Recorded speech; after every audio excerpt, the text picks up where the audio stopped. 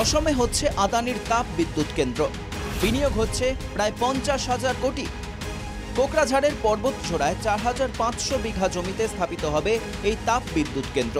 এই প্রকল্পের জন্য কার্যত বিনামূল্যে আদানির হাতে তুলে দেওয়া হয়েছে কয়েক হাজার বিঘা জমি। শুক্রবার এজেপি নেতা লুরিনজ্যোতি গগৈ সাংবাদিক সম্মেলনে জানান, প্রতি বিঘা জমি 1 টাকা মূল্যে হস্তান্তর হয়েছে। 4,500 বিঘা জমি দেওয়া হয়েছে 4,500 টাকায়।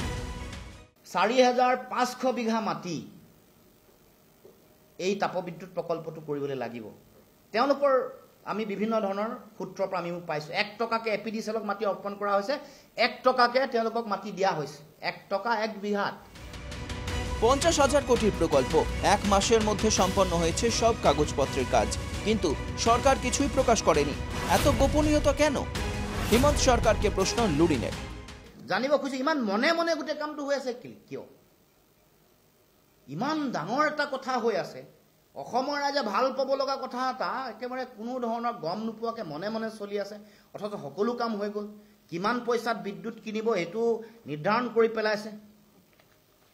এইখনত সকলো কথা ইয়াত উল্লেখে আছে, 6 টকা 30 পইচাত লিখাই আছে।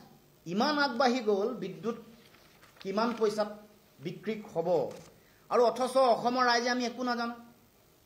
এইটোতো বিশাল ফিল্ডত মুখ্যমন্ত্ৰীয়ে 1 লাখ জনগণ তাত মানুহক থিয় কৰাই তাৰ আগত ঘোষণা কৰিব লাগিছিল যে আমাৰ এই প্ৰক্ৰিয়া সম্পূৰ্ণ হৈ গৈছে। শুধু তাই নয়, আদানি হিমন্তেৰ গোপন মিটিং নিয়েও মুখ্যমন্ত্ৰীকে নিশানা কৰেন লুৰিন। 2 নৱেম্বৰ 2025 চনৰ 2 নৱেম্বৰত য'ত গৌতম আদানি থাকে সেইটো হ'ল ভগৱত দাস ৰোড। ভগৱত দাস ৰোডত অসমৰ মুখ্যমন্ত্ৰীয়ে 2 নৱেম্বৰত আদানিৰ ঘৰলৈ গৈছে। মই সময় কৈছোঁ 1:40, সময় 1:40। এইটো মুখ্যমন্ত্ৰীয়ে ৰাইজক জনাব, কাৰণ মোৰ ওচৰত মই মুখ্যমন্ত্ৰীৰ ফটো মাৰি থ'ব পৰা নাই। মুখ্যমন্ত্ৰীও গৌতম আদানিৰ ঘৰলৈ দিয়া যোৱা ফটো আমাক জনোৱা নাই।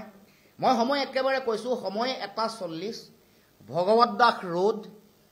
আৰু অসমৰ মুখ্যমন্ত্ৰী আটাইতকৈ পাৱাৰফুল এগৰাকী নেতা বুলি যিগৰাকীয়ে কৈ থাকে, কথাই কথাই জহাই থাকে। তেওঁৰ সমৰ্থন আগবঢ়াই থকা সংবাদ গোষ্ঠীয়েও বহুতে তেওঁক পাৱাৰফুল নেতা বুলি ক'ব খোজে। বিভিন্ন তেওঁক তৈল বণ্টন কৰা মু চাহাব যিসকল আছে সেইসকলেও তেওঁক পাৱাৰফুল মন্ত্ৰী বা মুখ্যমন্ত্ৰী বা অন্যতম নেতা বুলি কোৱা মানুহজন আদানিৰ ঘৰত 20 মিনিট বহি থাকিব লগা হ'ল। আদানি 2 বজাত আহিছে। 2 বজাত অহাৰ পাছত গৌতম আদানিৰ লগত আধা ঘণ্টা কথা বতৰা হৈছে। তাৰ পাছত অসমৰ মুখ্যমন্ত্ৰী তাৰ পৰা ওলাই আহিছে। সাংবাদিক সম্মেলনে লুরিনজ্যোতি আরও জানান, অসম সরকার কত টাকা দরে বিদ্যুৎ কিনবে তাও চূড়ান্ত করে নেওয়া হয়েছে, অথচ নীরব মুখ্যমন্ত্রী। রাজ্যবাসীর হয়ে মুখ্যমন্ত্রীর কাছে জবাব চাইলেন এজেপি নেতা।